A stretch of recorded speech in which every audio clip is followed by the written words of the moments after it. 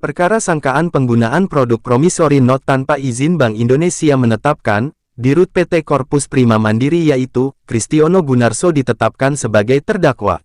Dalam dakwaan jaksa, penggunaan produk tanpa izin dari Bank Indonesia disinyalir guna menarik para korban untuk investasi dengan tenor yang bervariasi dan janji bunga lebih besar dari bank lainnya. Sehingga, beberapa korban merasa rugi miliaran rupiah karena sudah tidak lagi menerima bunga yang dijanjikan bahkan modal yang diinvestasikan tidak kembali. Perihal di atas, jaksa menjerat terdakwa dengan beberapa pasal yaitu, pasal 378, pasal 372 dan pasal 84 ayat 2 dan ayat 4 KUHP dengan tuntutan pidana penjara selama 6 tahun. Jeratan maupun tuntutan jaksa ternyata tidak sepaham dengan sang pengadil karena sang pengadil berkeyakinan Dirut PT Corpus Prima Mandiri terbukti secara sah bersalah sebagaimana jeratan pasal 378 KUHP. Mengadili menjatuhkan pidana penjara selama 42 bulan bagi Dirut PT Corpus Prima Mandiri yakni Kristiono Gunarso. Usai vonis dijatuhkan, terdakwa tanpa koordinasi dengan penasehat hukumnya, langsung menyatakan sikap untuk banding. Hal senada juga disampaikan jaksa. Dari Pengadilan Negeri Surabaya, jurnalis Basudewa TV mengabarkan.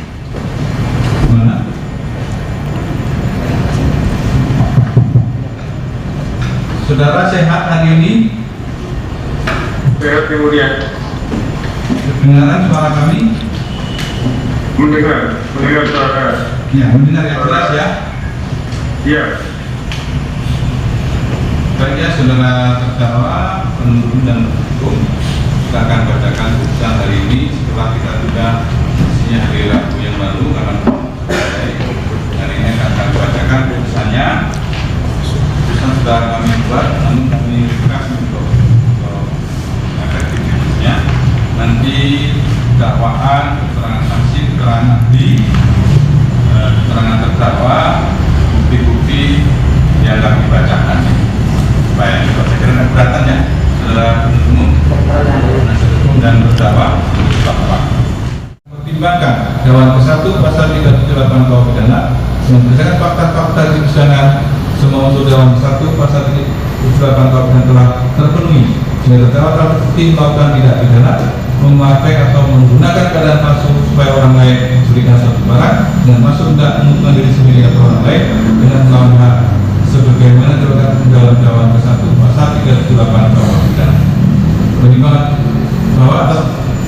Menimbang keputusan kembali ke atas, maka pendapat penasihat tersebut di atas tidak perlu hukum dan harus ditolak. Menimbang sesuai dengan pasal 22 ayat 4 KUHP, oleh karena majelis hakim akan menjatuhkan pidana kepada terdakwa dan pada saat ini terdakwa dalam status penahanan, maka majelis hakim menetapkan terdakwa tetap berada dalam maka majelis menetapkan terhadap penahanan yang telah dijalani terdakwa akan dikurangkan seluruhnya dari pidana yang akan. Menimbang oleh karena terdakwa dalam keadaan ditahan dan majelis hakim menilai tidak ada alasan untuk mengeluarkan atau mengalihkan status penahanan terdakwa, maka berdasarkan ketentuan pasal 193 ayat 2 huruf B KUHP, majelis menetapkan agar terdakwa tetap berada dalam tahanan. Menimbang mengenai barang-barang bukti yang telah tidak terasa dan telah diajukan di persidangan untuk pembuktian perkara ini, sesuai dengan pasal 94 ayat 1 KUHP, majelis menetapkan agar barang-barang tersebut sebagai berikut: 1 dan seterusnya yang akan dibacakan tetap dalam dalam berkas perkara. Menimbang oleh karena terdakwa jatuh pidana, maka berdasarkan ketentuan pasal 220 ayat 1 KUHP kepada terdakwa dibebani untuk membayar perkara yang besarnya bagaimana akan tuntutan dalam putusan ini. Menimbang sebelum majelis hakim menjatuhkan pidana kepada terdakwa berdasarkan pasal 97 ayat 1 huruf F KUHP akan dipertimbangkan terhadap keadaan yang memberatkan dan keadaan yang meringankan penjatuhan pidana tersebut sebagai berikut. Keadaan yang memberatkan, perbuatan terdakwa telah merugikan para korban dalam jumlah yang banyak. Keadaan yang meringankan, terdakwa belum pernah dihukum, terdakwa berkomitmen untuk menyelesaikan kewajibannya kepada para korban. Menimbang bahwa berdasarkan pertimbangan seperti atas, majelis berpendapat bahwa pidana yang akan dijatuhkan kepada terdakwa sudah tepat dan adil dengan mempertimbangkan secara cukup segala pembuktian yang telah diajukan di dalam persidangan. memperhatikan ketentuan pasal 378 KUH pidana dan Undang-Undang Nomor 8 Tahun 1981 tentang hukum acara pidana serta peraturan perundang-undangan lain yang bersangkutan. Mengakhiri, 1. Menyatakan terdakwa Kristiono Gunarso terbukti secara sah dan meyakinkan bersalah melakukan tindak pidana penipuan. 2. Menjatuhkan pidana kepada terdakwa itu dengan pidana penjara selama 3 tahun dan 6 bulan. 3. Menetapkan masa penahanan yang telah dijalani terdakwa dikurangkan seluruhnya dari pidana yang dijatuhkan. 4. Menetapkan agar terdakwa tetap berada dalam tahanan. 5. Menetapkan barang-barang bukti berupa sesuai berita acara penyitaan tanggal 1 Desember 2021 disita dari saksi Mandi Valianto SHMKS dan seterusnya. Sesuai berita acara penyitaan tanggal 28 November 2022 disita dari dengan berita Alamsa dan seterusnya. Sesuai dengan berita acara penyitaan tanggal 28 November 2022 bisa disita dari wilayahnya dan seterusnya. Sesuai dengan berita acara penyitaan tanggal 2 Desember 2022 disita dari terdakwa Kristiono Gunarso, semuanya tetap terlampir dalam berkas perkara. 6. Membebankan kepada terdakwa untuk membayar biaya perkara sebesar Rp5.000.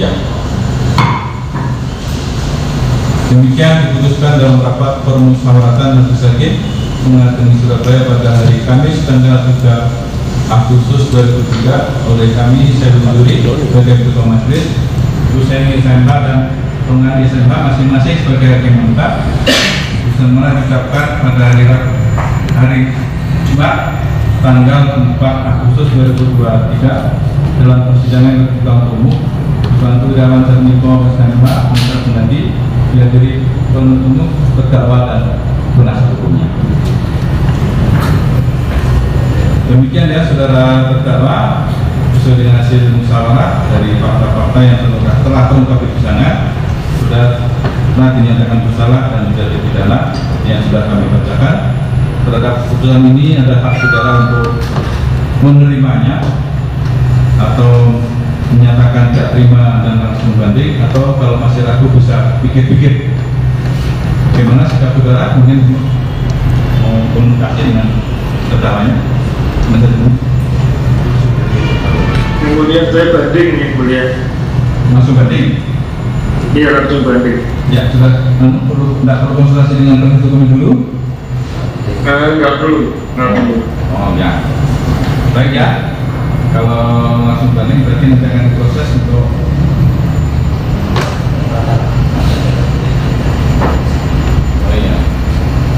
nanti harus menandatangani berita acara pernyataan banding ya di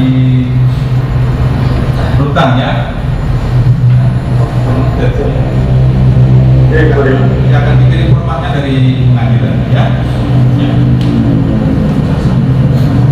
Pak Jaksa bagaimana? Banding. Demikian maka serangkaian pemeriksaan perkara ini selesai dan dinyatakan.